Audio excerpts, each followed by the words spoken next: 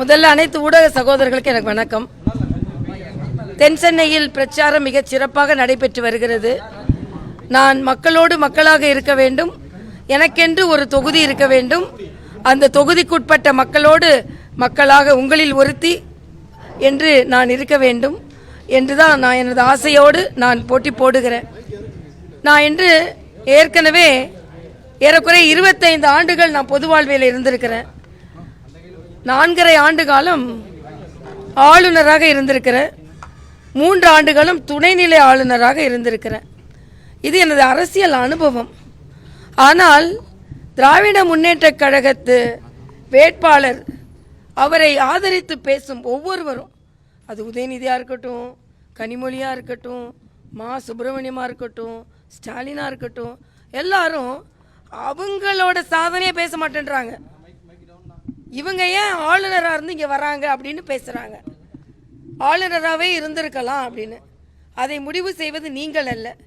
என்னமோ மக்களுக்கு போட்டி போடுவதும் பாராளுமன்ற உறுப்பினர் ஆவதும் ஏதோ உங்களுக்கு தான் உரிமை, எங்களுக்கெல்லாம் உரிமை இல்லை மாதிரி பேசி கொண்டிருக்கிறார்கள்.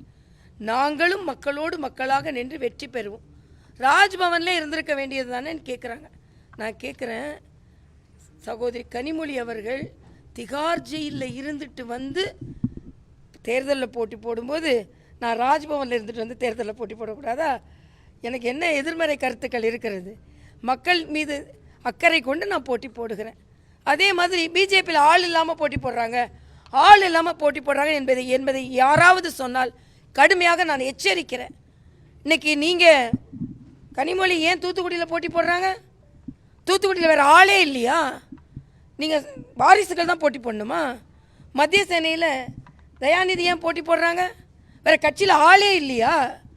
அப்போ நீங்கள் உங்களுக்கு வேண்டியவங்களெல்லாம் நிற்க வச்சுட்டு நாங்கள் அடிமட்ட தொண்டராக உயர்ந்து இன்று மக்களுக்கு சேவை செய்யணும்னு அவங்களுக்கு அவ்வளோ இலக்காரமாக போகுதா? அதனால் நிச்சயமாக மக்களுக்காகத்தான் நாங்கள் நிற்கிறோம். உங்கள் எம்பியோட சாதனையை சொல்லி ஓட்டு கேளுங்க. நான் நிற்கிறேன்னா இல்லையான்னு உங்களுக்கு என்ன கவலை? சாதனை சொல்லி ஓட்டு கேட்க முடியாது. ஏன்னா இந்த எம்பிக்கு சொல்கிறதுக்கு சாதனை எதுவும் இல்லை, வேதனை தான். மக்களோட வேதனையோடு கூட நிற்கலை. நான் இன்றைக்கி சுற்றுப்பயணம் செய்கிறேன். நான் அடிக்கடி சொல்கிறேன், பிரச்சாரத்திற்கு மட்டும் நான் செல்லவில்லை, பிரச்சனைகளை குறித்து கொள்வதற்கு நான் செல்கிறேன். எவ்வளவு பிரச்சனைகள்! நான் உங்கள் தம்பிங்களெல்லாம் கூட கேட்குறேன், கொஞ்சம் கேமராவை எடுத்துகிட்டு தென் சென்னை முழுவதும் சுற்றி வாங்கலேன் பார்க்கலாம். இது ஒரு சென்னை ஒரு பெருமை மிகு தமிழ்நாட்டோட தலைநகரம் மாதிரியா இருக்குது. எங்கே பார்த்தாலும் குப்பை, எங்கே பார்த்தாலும் சாக்கடை, எங்கே பார்த்தாலும் குப்பை கூளங்கள். அதே மாதிரி எங்கேயுமே வடிகால் கிடையாது, எங்கேயுமே மழைநீர் வடிகால் கிடையாது, எங்கேயுமே குப்பை அப்புறப்படுத்துறது கிடையாது. நான் நேற்று தான் சொன்னேன், பாலவாக்கம் பாலத்திட்ட மாத்திரம் 45 நிமிஷம் எல்லா மக்களும் போட்டு நான் நின்று கொண்டு இருக்கிறேன். எவ்வளவு நேரம் வீணாகுது. இதில் வேற இவங்க சிங்கார சென்னையாக மாற்றினாங்களாம். ஒரு சிங்கப்பூராக மாற்றுறது இருக்கட்டும், ஒரு சாதாரண ஊராவது சென்னையை மாற்றினீங்களா? பேசுகிறது தான். அண்ணன் இன்னைக்கு புதுச்சேரி வளர்ந்துருக்கிறது இருந்தால் நான் அங்கே உறுதுணையாக இருந்தேன் என்பதை பெருமையாக என்னால் சொல்ல இயலும். அதனால் உங்கள் எம்பியோட சாதனையை சொல்லி ஓட்டு கேளுங்க. நான் நிற்கிறேன்னா இல்லைன்னு உங்களுக்கு ஏன் இப்போ பதற்றமாக இருக்குது? நான் ராஜ்பவனில் இருந்தால் உங்களுக்கு பதற்றம் கிடையாது. நான் தெருவுக்கு வந்தால் உங்களுக்கு பதற்றம். தெருவில் நிற்பேன், உங்களுக்கு எதிராக போராடுவேன், உங்களோட அத்தனை தோல்விகளையும் ஒன்றொன்றாக வெளிக்கொணர்வேன். நிச்சயமாக தென் சென்னை போராளியாக இருந்து இவர்கள் எந்த அளவிற்கு மோசமாக இந்த தென் சென்னை வைத்திருக்கிறார்கள் என்பதை போராடி மக்களுக்கு சொல்லுவேன்.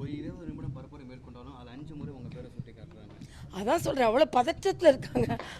இப்போ என்னன்னா, அதாவது நம்ம சொல்லுவோம் சில நேரம், யாரை நினைக்கக்கூடாதுன்னு நினைக்கிறோமோ அவங்கள அதிகமாக நினைக்கிற மாதிரி அவங்களுக்கு அப்படி ஞாபகம் வருது. அதுவே எனக்கு வெற்றி தான். நான் ஏற்கனவே சொன்னேன், அவங்களோட சாதனையை சொல்கிறதுக்கு பதிலாக நான் ஏன் நிற்கிறேன் ஏன் எல்லாரும் ஆராய்ச்சி போய் செய்து கொண்டு இருக்கிறீங்க? அதான் இப்போ அவங்களுக்கெல்லாம் கவலையாக இருக்குது. மத்திய அமைச்சர்கள்லாம் தமிழகம் பக்கம் திரும்பிடுறாங்க, எல்லாருமே நாளைக்கு பிரைம் மினிஸ்டராக போகிறாங்க.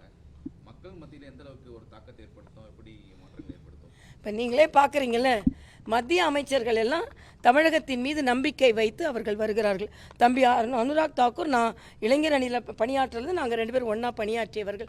அவர்கள் இங்கே வந்து நமக்கு வாக்கு கேட்க வேண்டும்.